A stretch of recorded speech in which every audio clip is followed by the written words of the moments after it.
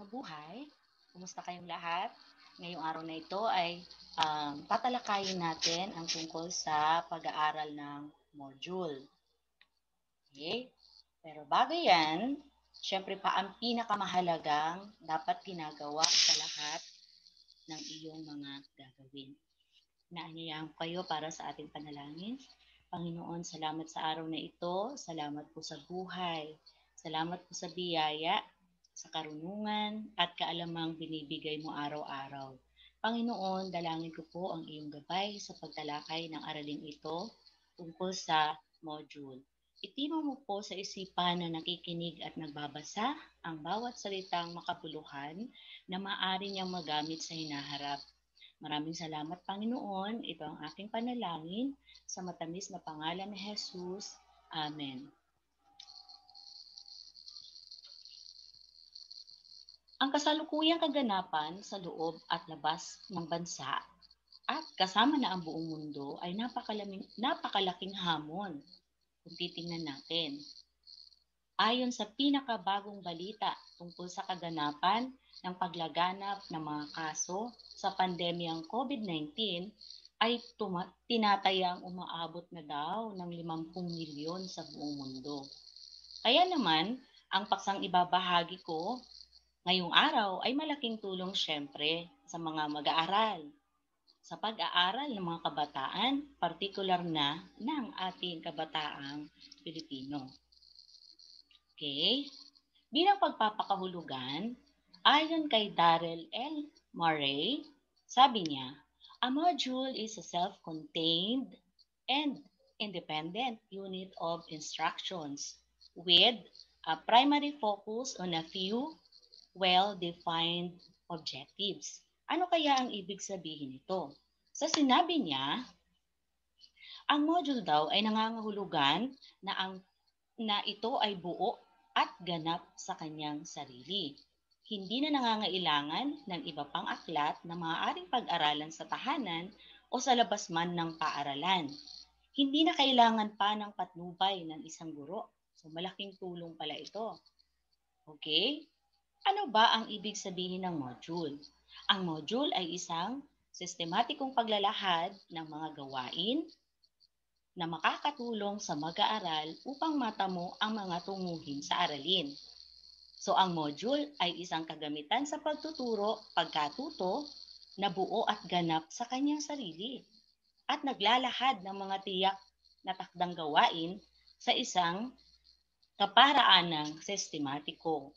Pag sinabi nating sistematiko, ito ay nakaayon sa pagkakasunod-sunod. Okay? So ano pa ang pagpapakahulugan sa module? Ito daw, ang module daw ay meron ng mga pagsubok pagkatapos ng bawat hanay ng aralin. At ng pangwakas na pagsusulit at sa katapusan ay nagkakaroon ng pagtataya sa anumang kaalamang nakuha ng mag-aaral sa nilalaman ng module. So, naglalayon itong mag-aral ng mga aralin ang mga mag-aaral sa kanyang sariling kaparaanan. Ibig sabihin, kung ano yung kaya niya gawin o kung ano ang kanyang paraan para maunawaan ay nandoon na sa module, sarili niya. Hindi na siya gumagamit ng aklat at lalong higit na wala ng patnubay ng isang guro. Okay? May tatlong elemento ng pagkatuto. Una, mga layunin. Pangalawa, mga gawain sa pagkatuto. At syempre pa, ang ebaluasyon. Mamaya, sa pagpapatuloy ng ating pagtalakay, ay mababanggit at maipapaliwanag ko lahat yan. So, sa pangkalahatang layunin ng isang module, una, magiging malinaw ang paglalahad ng mga impormasyon. Diba? Kapag hawak mo ang isang module, magiging malinaw sa iyo ang paglalahad ng kabuuan. Kasi nga, nasa harapan siya ng isang mag-aaral. Pwede niyang ulit-uliting basahin. Pangalawa, o ang karagdagan pa dyan, ay mababawasan ang verbal na paglalahad ng mga impormasyon. Verbal na paglalahad, ang tinutukoy dyan ay ang kaganapang o ang setup na classroom. So kung may module ka, di ba, hindi na kailangan ng mas malawak bang pagsasalita ng isang guro. 'di ba? Kasi ang module ay pwede rin namang gamitin kahit na ongoing ang online class, 'di ba? So, parang puwede kang magbigay ng module. Halimbawa, sa nangyayari ngayon, meron tayong online class at meron din namang pagpipilian ang mga guro na magbigay ng module. So, sa mga panahon na nasisira ang mga linya, yung mga internet connection, ay kapag may module ang isang mag-aaral, pwede niya ulit-ulitin yun, 'di ba? Na hindi nangangailangan pa ng mga sobrang pagpapaliwanag. Pangalawa, mabigyan ng kalutasan ang kakulangan sa panahon, puwang at pakiramdam ng mga mag-aaral at guro. Okay, sige, pag-usapan natin ang kasalukuyang nagaganap. Ang katotohanan kasi niyan, katulad ko, gustong-gusto mong ipaliwanag ng mas mahaba, 'di ba? Kapag ito ginagamit natin kasama ang online class. So nagkakaroon ng Google Class, nagkakaroon ng Zoom meeting, pwede namang gamitin yung mga 'yon. Pero sa kadahilan ng hindi pare-pareho, alam naman natin na medyo mahina ang ating internet connection, ay mabibigyan kapag tayo ay may ibinigay na module, mabibigyan ng kalutasan ang kakulangan sa panahon. So pag kulang na ang panahon mo, 'di ba, malaking tulong ang pagbibigay ng module. Tapos sabi nga, puwang at pakiramdam ng mag-aaral at ng guro. Siyempre, sa pakiramdam ng isang mag-aaral, hindi man sobrang naipaliwanag ng guro online, 'di ba? Ay maaari nilang basahin, ulit-ulitin at 'yon. Kumbaga, nakakatipid ng oras, 'di ba? Hindi nag-aalala ang isang guro din dahil ah, maliban sa kanyang mga paliwanag, ang pinag-uusapan natin ay online class na may karagdagang gamit sa module, ay yun, hindi sila masyadong mag-aalala. Okay? Hindi mag-aalala sa oras dahil meron silang alternatibo ang paggamit nga ng module. So ulitin ko lamang para mas malinaw. Sabi nga, ang pangkalahatang layunin niyan ay maging malinaw ang paglalahad ng impormasyon, mabawasan ang verbal na paglalahad ng impormasyon at mabigyang kalutasan ang kakulangan o mapunuan yung oras. Okay? Malaking tulong ito upang una, maitaas ang motibasyon at kagustuhan sa pagkatuto ng mga mag-aaral. Ako bilang guro, nararamdaman ko na ang iba sa aking mga mag-aaral, lalo na sa kasalukuyang panahon, parang medyo alam mo yun, parang nalulungkot sila. Siyempre bilang guro, kahit na sabihin nating online tayo ngayon, nararamdaman ko na ang iba ay nakukulangan. Totoo yun, kahit sa parte ng mga guro, nakukulangan talaga. 'Di ba? Nakukulangan tayo na, ay, naku, iba talaga pag attacking face to face. 'Di ba? Kasi doon, alam mo yun, iba kapag magtuturo ka ng harapan, ang dami-dami mong pwedeng isingit. Pero kapag online class, medyo maiisip mo na, ay naku, limitado lang. Minsan biglang nawawala ang internet. Ayun, nababawasan. Nawawala yung kagustuhan ng mag-aaral na makinig. 'Di ba? So, ang layunin, malaking tulong ito para maitaas ang motibasyon at kagustuhan sa pagkatuto ng bawat mag-aaral. Okay? Ano pa ang malaking tulong? Mas mapapahusay pa ang kakayahan ng mga mag-aaral sa interaction, 'di ba? Sa kapaligiran at sa mga pinagkukunang kaalaman. Pangatlo diyan, sa module, hahayaan ang mag-aaral na mag-aral batay sa kanilang kakayahan at interes, 'di ba? So, ang bata talaga iba-iba sila eh. Minsan pa nga sa oras, may mga oras na at panahon na ganado silang mag-aral, 'di ba? Kaya lang kulang sa oras. Kaya kung hawak nila ang module, mas tataas pa ang kanilang antas, 'di ba? Ng pag-aaral kasi may mas mahabang panahon. Sunod, hayaan ang mag-aaral na sukatin o i-evaluate ang kanilang sariling natamo sa pagkatuto. So ano ibig sabihin nun? Hahayaan mo ang mag-aaral na sukatin. Kapag hawak mo ang module at babasahin niya yon ng paulit-ulit, doon makikita niya sa sarili niya.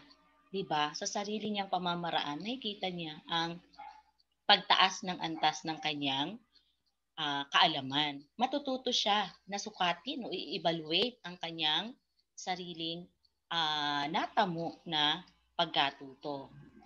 Okay? Ngayon naman ay pag-usapan natin ang mga bahagi ng module. Okay?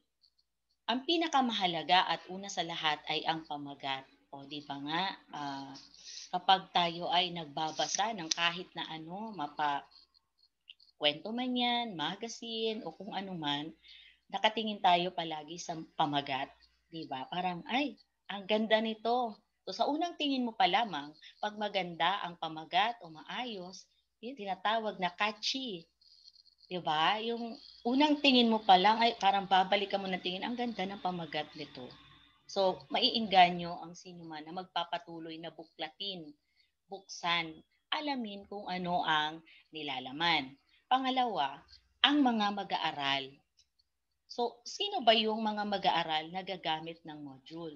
Sino ba yung tinatawag na target learners? Diba?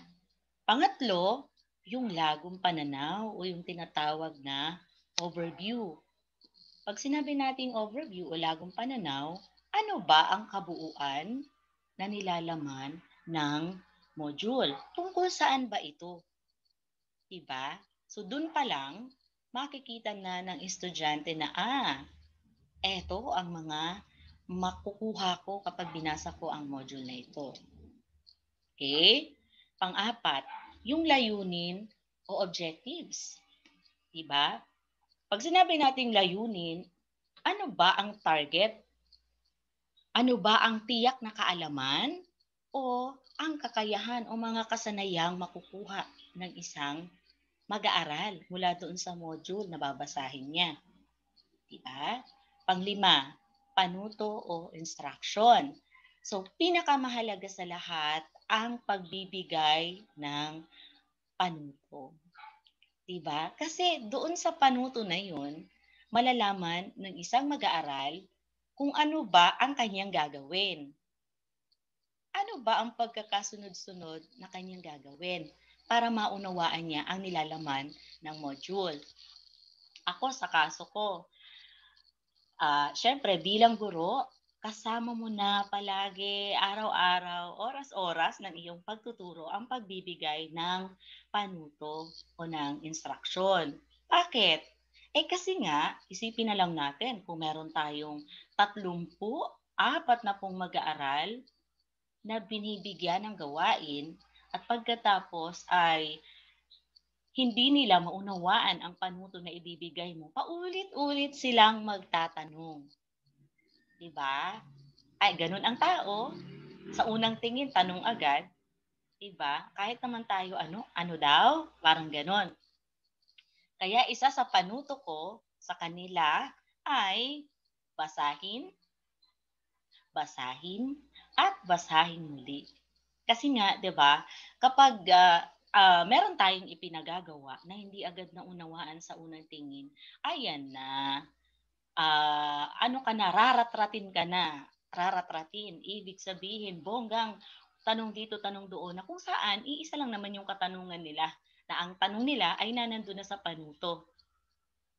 Nga lamang ay hindi talaga nila matukoy. Kaya kinakailangan ang mabisang panuto, yung ah, payak, payak na uunawaan, pangkalahatan. Ibig sabihin yan ay talagang kayang abutin ng sinumang babasa. Okay?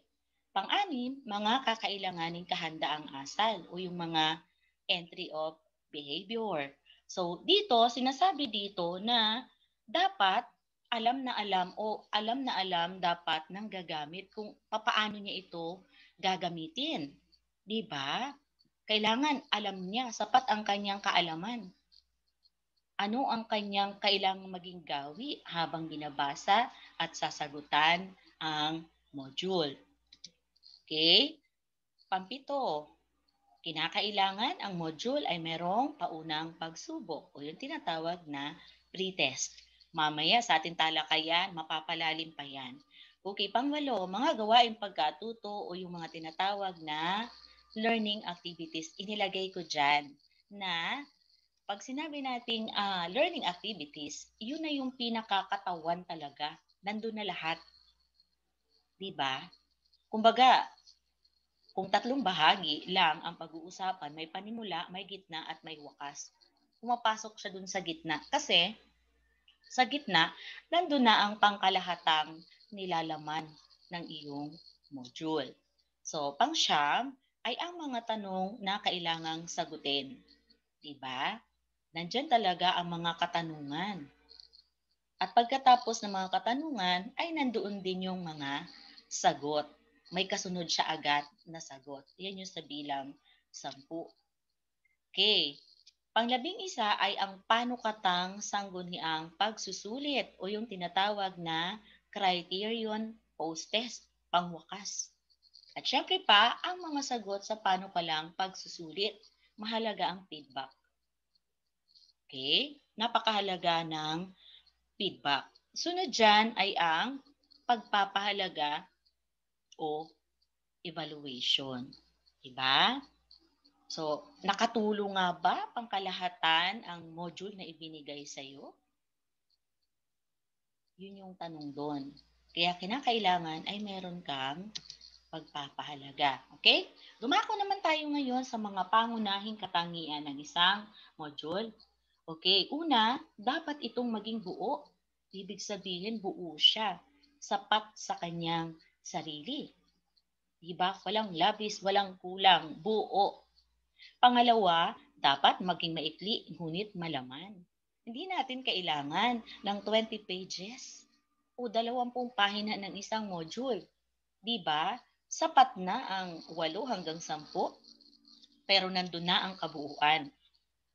Ang binabanggit ko ay nakadepende kasi yan kung ang tinuturuan mo ay kung ang target mo na gagamit ng module ay nasa elementarya, nasa sekundarya. Medyo nagbabanggit ako ng mga 8 to 10 pages dahil ako ngayon ay nasa level ng tersarya. So ibig sabihin, madali nang maunawaan ng aking mga mag-aaral kapag medyo maikli lamang. At syempre, per term, o sabihin na natin na ang iyong module ay lingguhan, pwede namang buwanan. So, depende yon. Depende sa iyong pagbibigyan. Okay. Pangatlo, dapat nitong maganyak ang mga mag-aaral. So, ibig sabihin, pagtanggap ng module ay excited ang bata, no? Di ba? Meron akong nakita, syempre ang mga kabataan ngayon, usong-uso yung TikTok, 'di ba? So meron akong parang napagdaanan ng aking paningin ang isang TikTok ng isang mag-aaral na dahil daw hirap na siya sagutan ang kanyang module, nagbigay siya ng dapat gawin na dapat hindi natin gawin. Lalo na ang mga mag-aaral natin dahil alam naman natin na lahat tayo ay nakikiangkop. Pagbalikan natin yung nagti-TikTok na yun, 'di ba? Yung step by step na ginawa niya, na yung dulo ay sinunod niya, tapos ang kwento na hindi tama, 'di ba? So kapag gumagawa tayo ng module, kinakailangan maganyak ang mga mag-aaral. Matutuwa sila sa module. Kumbaga, nakikita nila na ay meron akong mapupulot dito, mauunawaan ko ito. At aminin naman natin talaga na kapag numbers, siguro mga 50 to 70% ang alam mo yon, mahilig sa numbers at mahuhusay sa numbers, magagaling sa numbers. Yung iba ay medyo pag nakita na, hala, ano nang gagawin ko dito? Kaya mas grabe na kinakailangan na kapag gagawa ka ng module, kailangan nakaakit-akit sa mga mag-aaral. Ibig sabihin, nakaakit-akit, pag ganyak sila, gustuhin nilang ipagpatuloy ang pagbukas sa module na yan. Okay? Pang-apat, dapat nitong bigyan ng pagkakataon ang mga mag-aaral para sa interaction. Magkakaroon lamang ng interaction kung nauunawaan niya ang nilalaman. Okay? Panglima, dapat meron siyang maayos na pagkakasunod-sunod sa mga layunin at gawain. Kaya nga sistematiko, 'di ba, nabanggit kanina na ang module ay sistematiko. So maayos ang pagkakasunod-sunod ng mga layunin at gawain.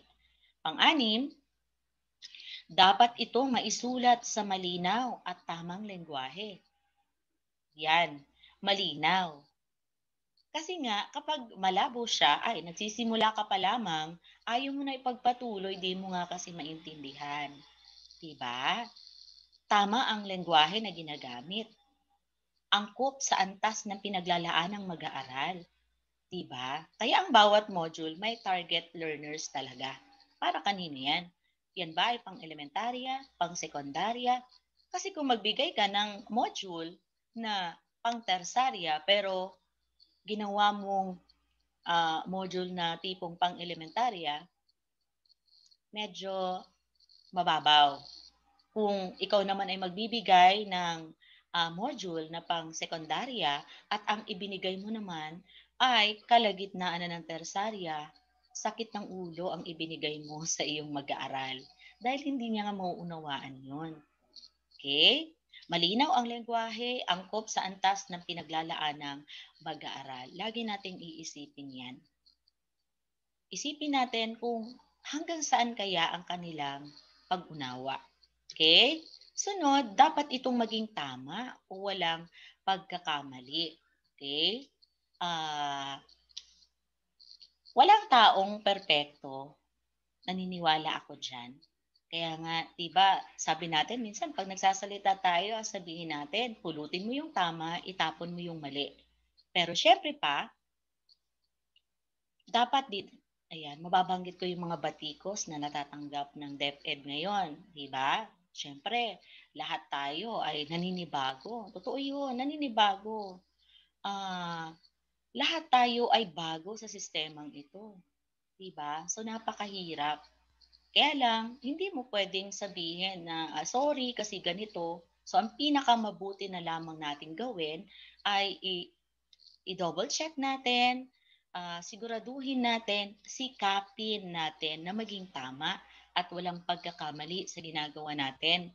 Hihingi ko na ng pasensya ang aking titulo sa taas. Module na doble yung L. Module, isang L lang po yan. Okay, sa pangwalo, dapat itong naaangkop sa mga totoong sitwasyon sa buhay. Diba? Bakit? Para mapagtugma ang teorya at praktika. Yun. Iisipin natin palagi yung sitwasyon na kinalalagyan ng iyong mag-aaral. Diba? Ano ang kanyang mga nararanasan? Diba? Maaaring nararanasan niya yung mga sitwasyon na nilagay mo sa module. So kung medyo nararanasan yun, di ba papasok yung, relate much. So ang dali niya nang nauunawaan kasi nga, nakaka-relate siya eh. Okay? Pang-siyam, dapat nitong gamitin ang bawat pagkakataon upang makapagturo sa pangkalahatan. Ayan. Pangkalahatan. Ang ibig sabihin, ang sino mang hahawak ng module na yon ay mauunawaan kung ano ang nilalaman niya.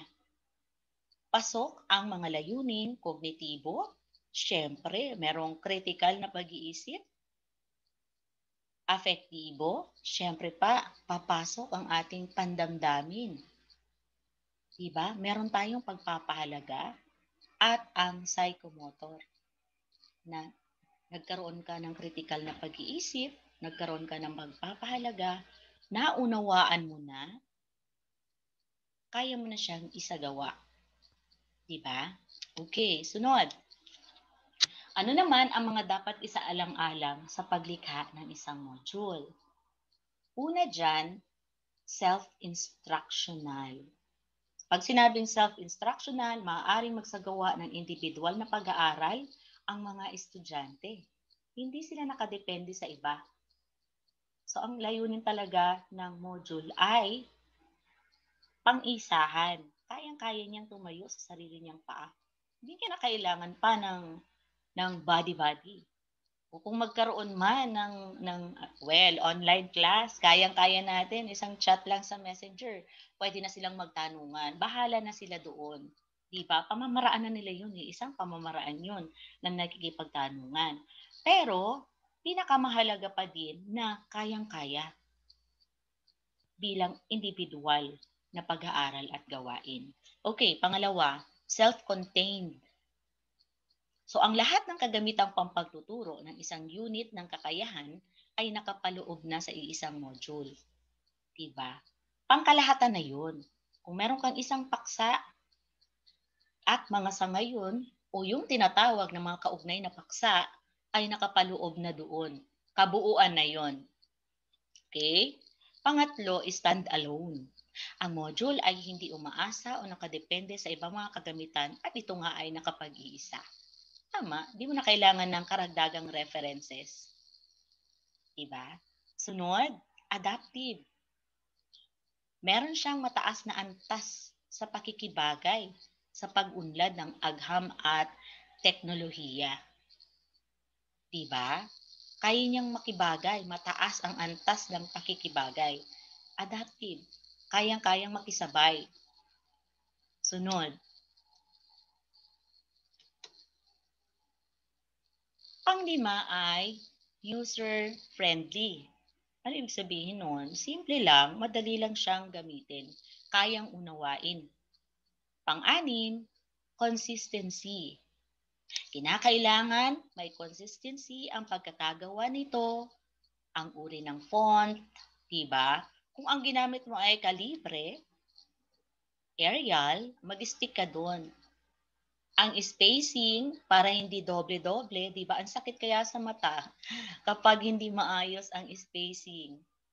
So parang, ay, iba na palang paksa ito. Di ba? Iba na pala ito, ba't napasama pa dito? So, kailangan maayos ang iyong font, ang iyong spacing, syempre pa ang layout din. Piliin ang uri ng font at laki nito na madali lamang mabasa. Ulit, nakadepende sa iyong mag-aaral. Pero meron tayong standard naman. So ano yun ba? Standard natin 11 or 12. Okay na sa mata yun. So, ano pa? Ang pamagat, katulad ng binanggit ko kanina, kailangan kaakit-akit. So, ang pamagat at ang pangalawang pamagat ay kinakailangang may proportional na laki. Iwasan ang paggamit ng malalaking titik. Okay?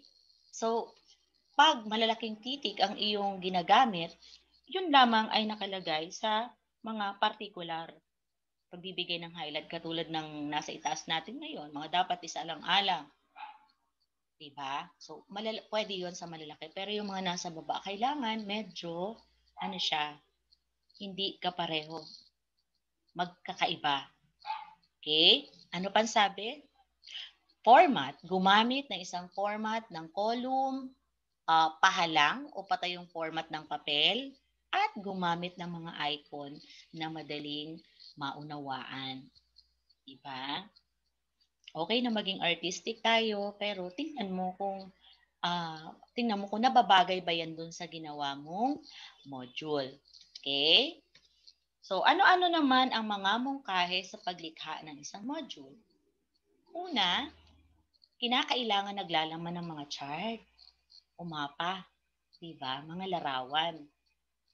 Pangalawa, sistematikong naiayos ang nilalaman. Katulad ng binanggit ko, naaayon siya sa pagkakasunod-sunod. Maglagay ng mga teksto, ilustrasyon, larawan. Siyempre pa, sa isang maayos na pamamaraan. Baka sobrang laki ng larawan mo, tapos yung text ay hindi na makita. Kaya naman, sobrang liit ng larawan, hindi hindi umaangkop doon sa iyong isinulat. So, kailangan ay balanse. Okay? Pang-apat, gawing kaakit-akit ang module sa paggamit ng mainam na kombinasyon ng mga kulay. Ay, syempre pa, ang tao ay nakatingin sa kulay. Sasabihin, ay, naku, ang labo sa paningin. Minsan naman, ang ganda sa mata. Okay? Sunod, maglagay ng chapter o kabanata. Syempre, hihiwa-hiwalay mo. hiwa-hiwalay mo. Tapos ka na dito, ano na next? So, maglagay ng chapter o kabanata, unit ng talata, maglagay ng bilang, syempre, pagkakasunod-sunod. Pang-anim, maglagay ng pamagat. Pangalawang pamagat, katulad ng binanggit kanina. Mga paliwanag na madali lamang maintindihan. Pang-pito, maglagay ng mga letrang nakasulat ng bold, italics, mga salitang may salungguhit pag gusto mong bigyan ng diin. Lagyan mo ng salungguhit. Okay? Pangwalo, kaakit-akit ang paggagawa ng mga gawain. Dumako na tayo ngayon sa huling bahagi, mga hakbang sa paghahanda ng module. A, dapat may malawak ka ng kaalaman sa aralin. Siyempre, mananaliksik ka ngayon. Di ba?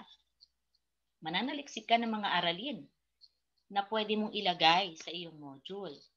B, maghanda ng mga batayang aklat. Okay? So, meron kang batayang aklat o yung kadalasan ginagamit, di ba? Ang Department of Education naman, meron sila palaging inilalabas pang grade 1 na aklat, pang grade 2, grade 3, hanggang ang tersarya ay wala. So, bahala ang mga guro na manaliksik kung saan sila kukuha ng mga kaugnay nilang paksa at medyo patataasin na lang yung antas. So, mga aklat sanggunian, pwede rin. Mga pahayagan, pwede kang kumuha dyan. Kasi nga ang pahayagan ay kadalasan meron silang arawan o daily at weekly issue. Diba? Talagang napapanahon siya. Magazine, pwede rin. Brochure, at marami pang iba. Kung saan ka makakakuha ng mga kagamitan na maaari mong idagdag. Okay? Letter C, magtakda na ngayon ng mga layunin. So ano ba ang mga inaasahan mo na matatamo o yung mga mag-aaral na pagbibigyan mo nito? Letter D, gumawa ng isang panukatang sangguniang pagsusulit. Yan, gagawa ka na ng exam. Letter E, gumawa ng mga pauna o pretest, lalo na sa elementarya. Diba? At pangwakas na pagsusulit. Kung meron kang mga paunang pagsusulit, meron ka rin syempre mga pangwakas na pagsusulit o yung post-test. Okay? Ano pa? Letter F ay dito na ang pagbabalak at pagbabalangkas ng mga gawain sa pagkatuto. So, ano ang masasabi ko ngayong araw na ito? Mahusay dahil natapos nating talakayin ang module. Malamang sa mga oras na ito ay handa ka na. Handa ka ng ano? Una, sumagot sa isang module. O kasalukuyan ka ng sumasagot ngayon sa mga module. Pangalawa, kaya mo nang gumawa ng isang module. Siyempre, depende sa iyo kung ikaw ay mag-aaral o edi simpleng module lang ang iyong magagawa. Diba? At gamitin mong gabay ang araling ito na ibinigay ko sa inyo. Okay, so sa ngayon ay eto muna. Maraming salamat. Magkita-kita tayo ulit sa susunod na video. Paalam!